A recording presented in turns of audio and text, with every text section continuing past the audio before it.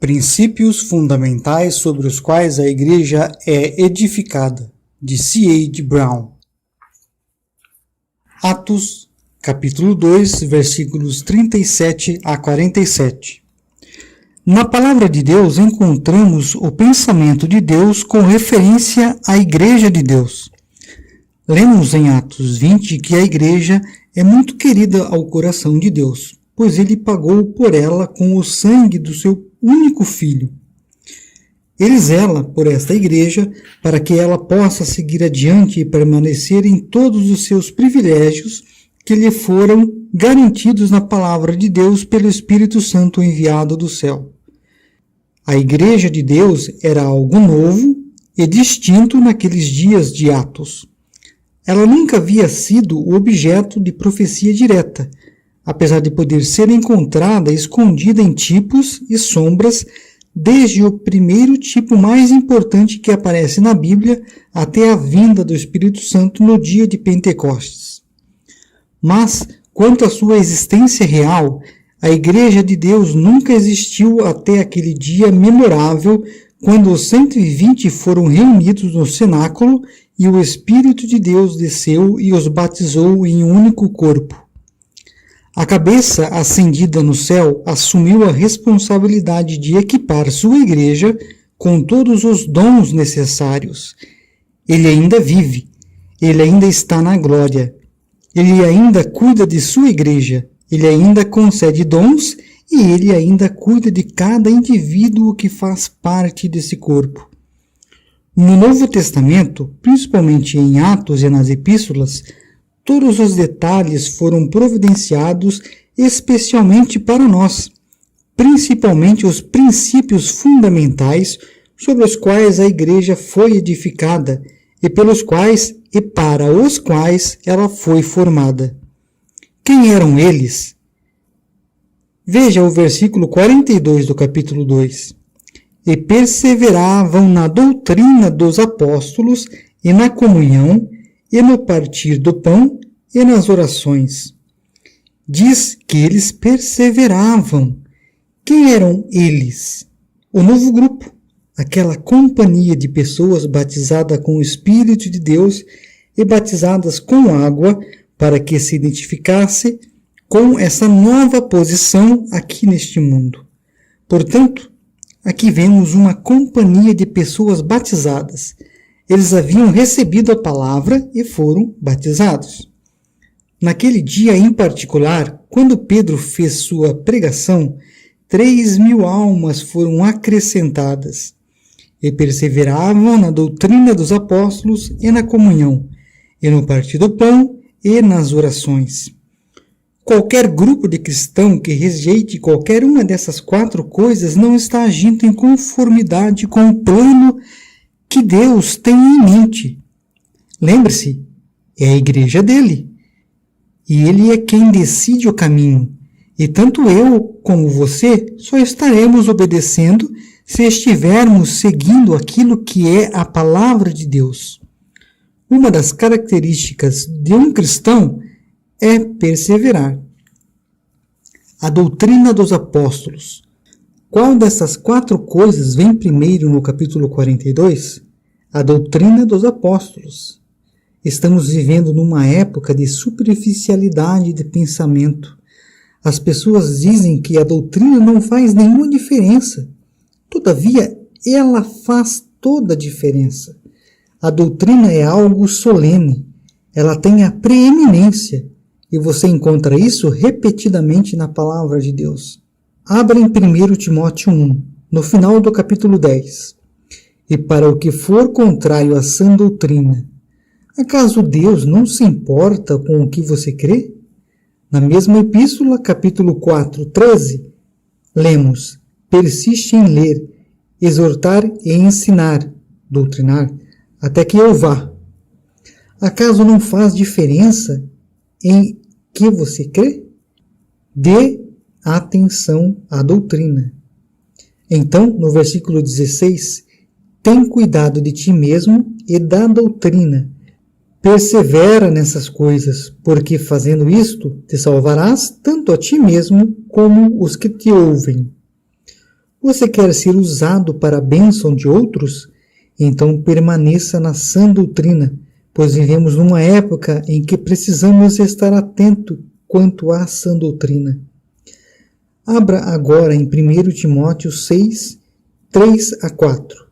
Se alguém ensina alguma outra doutrina e se não conforma com as sãs palavras de nosso Senhor Jesus Cristo e com a doutrina que é segundo a piedade, é soberbo e nada sabe.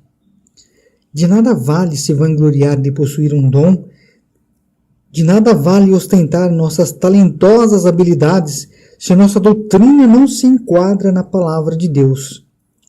Nada sabemos à parte da vontade revelada de Deus, como a encontramos na palavra de Deus.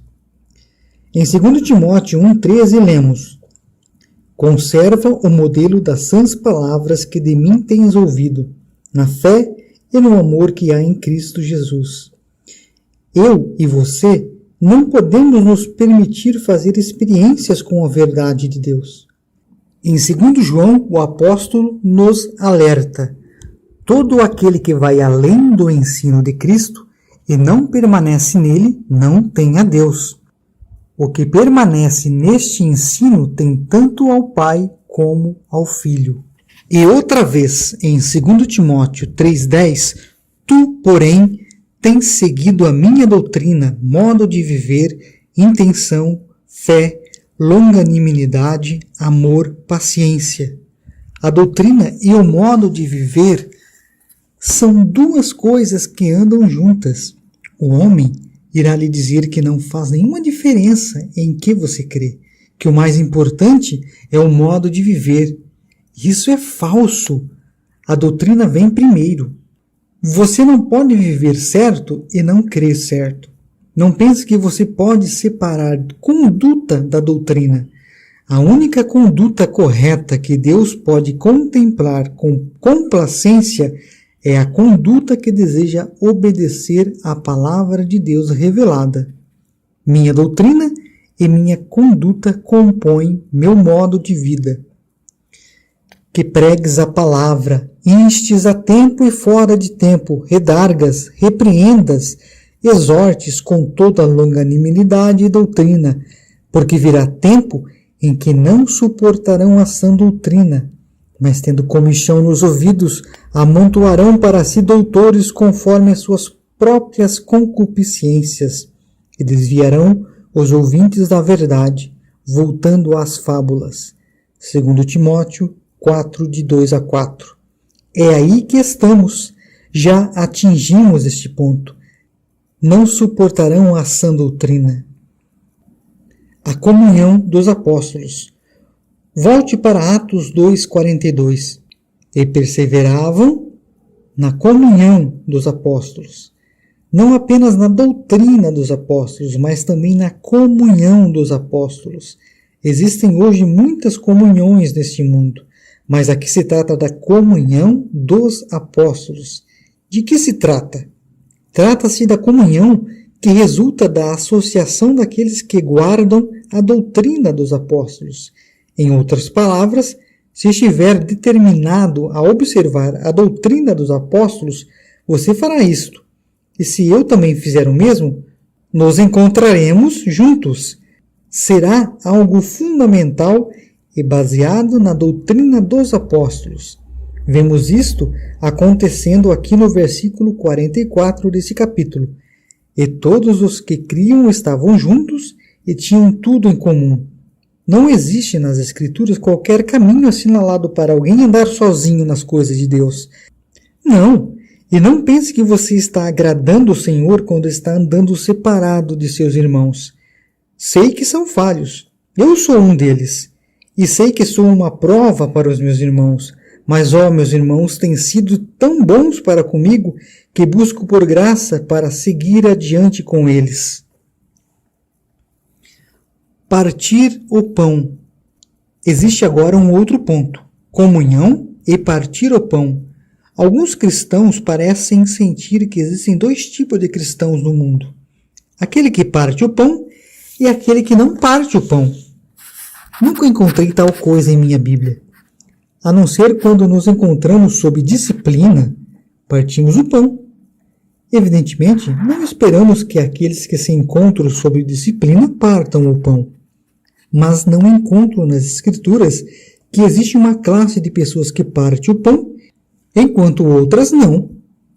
Não há tal coisa, mas o normal é que parta o pão se for um filho de Deus.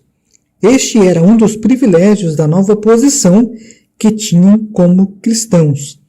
Esse sagrado privilégio que é partir o pão. O Senhor pediu que fizessem isso e eles alegremente atenderam ao pedido. Sei que estamos vivendo dias de enorme confusão e é difícil você encontrar que caminho trilhar. Estou pronto a admitir isso, mas não se trata de uma desculpa para você seguir adiante sem partir o pão. Você é cristão? Você sabe que seus pecados estão perdoados? Ora, então por que é que você não está lembrando o Senhor no partimento do pão? Trata-se de algo solene.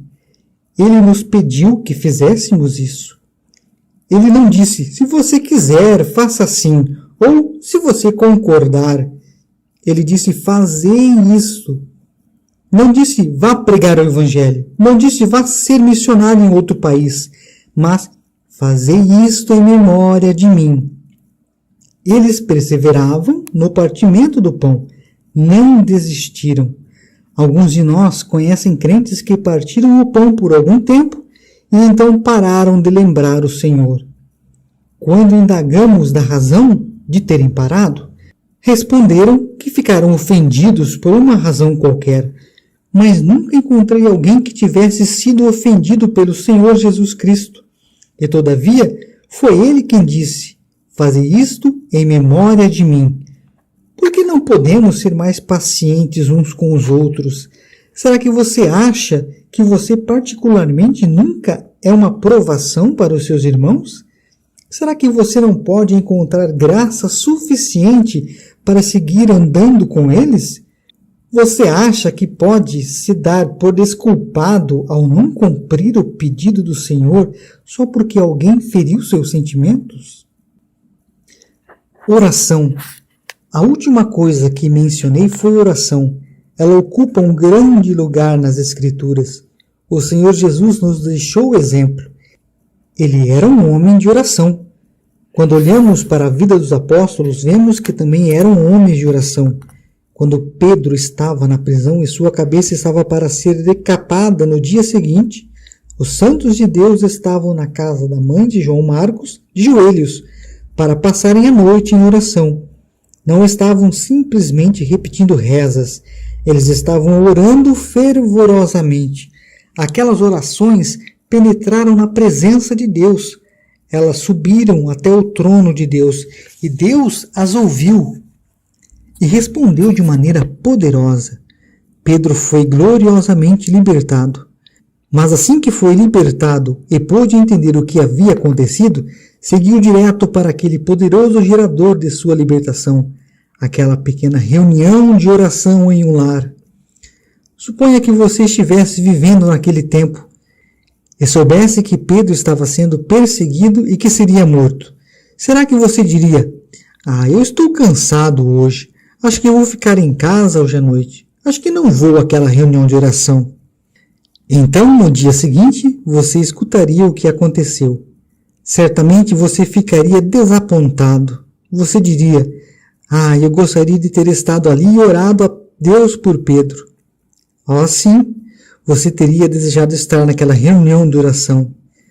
Não despreze a reunião de oração e não a tenha como algo de pouca importância. Uma assembleia sem reunião de oração é uma assembleia doente. Graças a Deus hoje é dia de reunião de oração. Estivemos ocupados com o caminho simples dos santos do Novo Testamento. Será que desejamos, no pouco tempo que ainda nos resta, andar na simplicidade daquele caminho, deixando zelosamente de lado tudo que seja contrário a ele, que nos faça desviar dele ou que acrescente alguma coisa a ele? Se estivermos desejosos de seguir por ele, algum dia poderemos ouvir, bem está, servo bom e fiel. E não servo bom e bem-sucedido, mas servo bom e fiel. Que Deus conceda que assim seja.